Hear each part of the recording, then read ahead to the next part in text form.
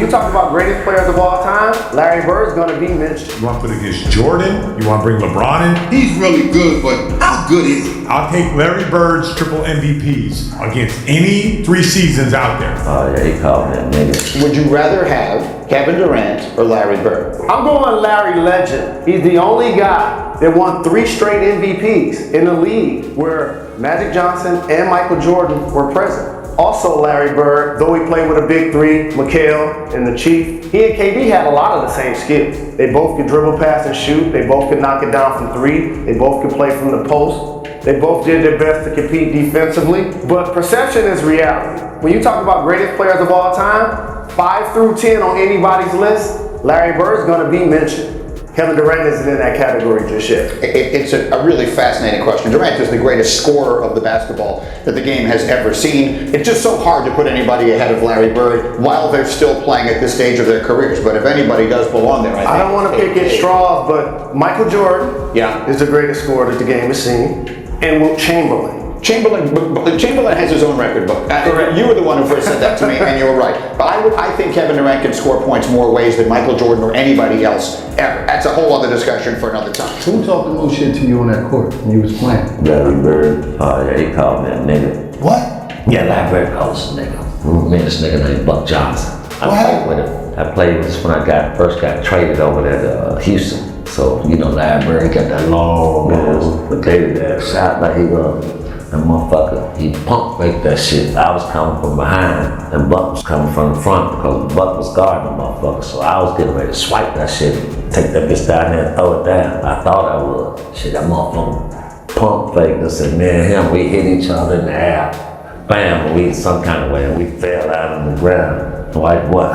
Larry Bird there, let the niggas get up off the ground, knocked our head off with a damn bam. Yeah, That's why Doc's out. Nah, that motherfucker was Some cooking you yeah, did. that's why Doc was busted. That's why Doc. I seen that shit the other day. I hit it with a toothpick. Doc put Doc on that. I guess Dominique told me this story one time about Larry Bird, and there's this guy named John Concack, right? Larry Bird got the ball, and he really wanted Dominique to guard him. I get, this is the story. I haven't seen it, but this is the story. So Larry got the ball against John Concack, and he's like, looked to the coach, he's like, you went with him on this matchup? And I guess Larry Bird just dropped the ball and said, man, I don't even want this shit. I've never seen it, but the rumor is he just dropped it like, that's a waste of my time. And he just ran back. He was nasty. I'll put his 3 seasons. I don't care who you want to put against Jordan. You want to bring LeBron in. I'll take Larry Bird's triple MVPs against any 3 seasons out there. Yeah. Any 3 seasons, because the dude was 30, 10, and 8 back in the day when it was hard to get 30, 10, and 8. Yeah. One guy that's coming close is Nikola Jokic. Like, Jokic, you know, like low key, he's kind of like just keeps dominating the NBA, but He doesn't even look like he likes basketball. He just goes out here just to play. Larry was the guy that helped validate me. My career needed to be refreshed. It needed to be remixed. I played 2 years in Denver. First year, fortunately, I broke their rookie assist record. Second year, we made it to the playoffs. That offseason, I got traded. Third year, Indiana, Larry Brown gave me 15 DNPs. And he's a Hall of Fame coach that left. So now it's do or die for me as a young player. When Larry Bird talks to the media, it was like, I'm gonna turn Jalen into the player that's gonna live up to his potential. Yep. I cut that out and put that on the refrigerator, bro. I'm like, I'm about to own it. So coming off the bench for Larry and then being ushered into the starting lineup, Rick Carlisle, I gotta owe him a lot of credit for my development. Well, Larry is like the commercial E.F. Hutton. When he talks, people listen. Not a waste of words. He could have dealt with Twitter at 140 characters. He didn't need it to be 180 or whatever it is now. Being somebody that was straightforward and honest is the best thing you want as a professional. Hey, Jacoby, you working really hard, but this matchup doesn't work for you tonight. I always looked at Larry Bird, I was like, okay, he's really good, but how good is he? This is young me, right? This is 19, 20-year-old me, right? You know, at that time, I'm like, that jump real high, that run real fast. Like, okay, I know he can shoot a little bit, but like, well, why is everybody having such a hard time guarding this guy? Like, I don't get it. I can guard him. So fast forward about 2 years. I'm 22 years old. I'm a rookie for the San Antonio Spurs. We play the Boston Celtics, and it just so happens We got some injuries on the front line, and guess who's in the starting lineup playing against Boston? Guess who has the guard Larry Bird at the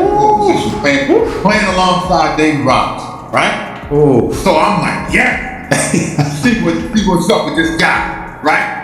Lock this dude up. So Larry gets me ISO'd on the way. He just kind of looks at me, right? So I'm looking at it like, yeah, you're not getting that off tonight. So he gives me the simple, Travis, he gives me the simple 1, 2 jab step, right? Now I'm going for it because I know he's gonna shoot the J, and I'm gonna block in my mind, right? I'm like, he's saying, I'm gonna block, I'm gonna throw this in the stands, right? He's gonna know who I am tonight. So he gives me the 1, the 2, and I was like to myself, all right, here it comes. He raises up, he shoots.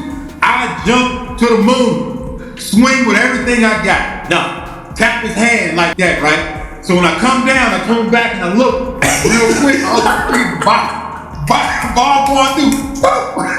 3, right? So I'm like, all right, almost got that. Almost got it. Just got to slide it a little bit closer. I'm going to get the next one. So we come back down, a couple trips down the floor, back and forth. He gets me out on the wing again. So I'm like, all right, I'm gonna shade a little bit to his left. I'm gonna shade a little bit to his right hand this time, because that's all he got. He can't drive by me because he's too slow. So he looks at me again, and again, it's the look of, what are you doing? Like, that's how that's looking at me. Like, who are you? So, and I'm reading this in his eyes because it's like the look of no respect. It's like no respect. Like you're not even really here. But in my mind, I'm about to lock him up.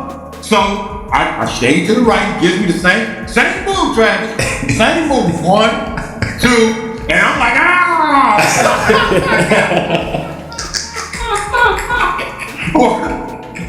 same result. Swing with everything I got. Hit his hand on the release. I look back, ball, number 3. So Larry can see I'm fluffy. Like I'm a little bit. Larry Caffey's like, listen, kiddo, the guy's a great player. Don't be discouraged. Don't be discouraged. And then he subs me out. And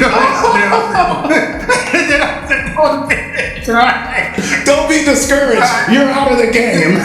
Yeah, you gotta get here. Sit over here next to me, kiddo. When we were after high school, we drove to French Lick, Indiana, to try to meet Larry Bird. We rang the bell, and they were like, "He's at Barcelona. Yeah, he was in practice in like Portland. Oh, that's right. They hadn't left yet. Yeah. And by the way, nobody in French Lick was at all surprised when they saw we were in my car and it had Massachusetts plates. And we came out in the morning, and these guys are just sitting out there like, y'all here to see Larry? And we were like, yes, sir, we are. And he's like, all right, you go down there, you make a ride on Peachtree. And told us where he lived. He said, just go down. We said, well, how will we know it's his house? And the guy goes, you can't miss it. It's the nicest house in Indiana.